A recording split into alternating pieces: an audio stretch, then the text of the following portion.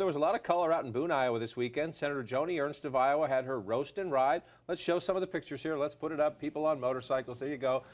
Senator Ernst there. There's Governor Scott Walker of Wisconsin.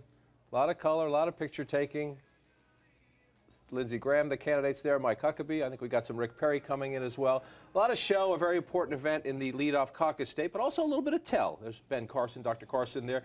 Scott Walker also did an interview with ABC. He talked about his opposition to same-sex marriage. He also has been pressed about foreign policy. He's had a few early campaign stumbles. He was asked the question about maybe boots on the ground in Syria or Iraq. Let's listen.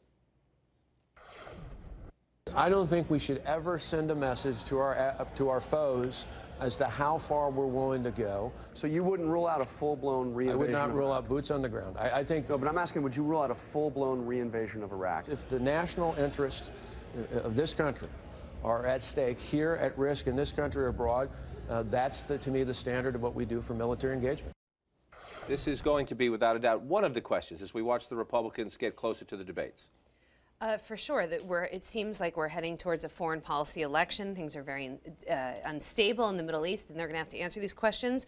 Scott Walker is inexperienced in this area. As governor of Wisconsin, you're not really dealing a lot with foreign policy issues. I'm sure you're dealing some, but not as much as, say, a former Secretary of State. So these are definitely questions he's going to have to answer, but they're really not what he wants his campaign to focus on right now. I mean, we saw him in that interview sitting there with his leather jacket and his jeans. He's really trying to cultivate this kind of everyman image, just a regular guy talking about international terrorism.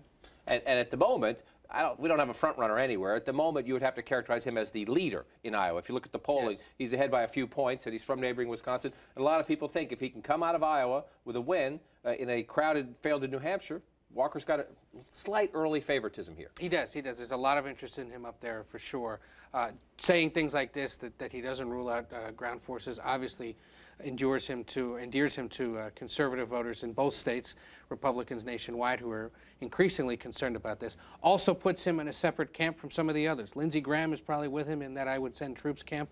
Others, though, like Jeb Bush, Marco Rubio, have not said that. Others are sort of on the fence either way. And then there's Rand Paul, of course. Who wouldn't do it at all. So that's sort of three distinct camps emerging.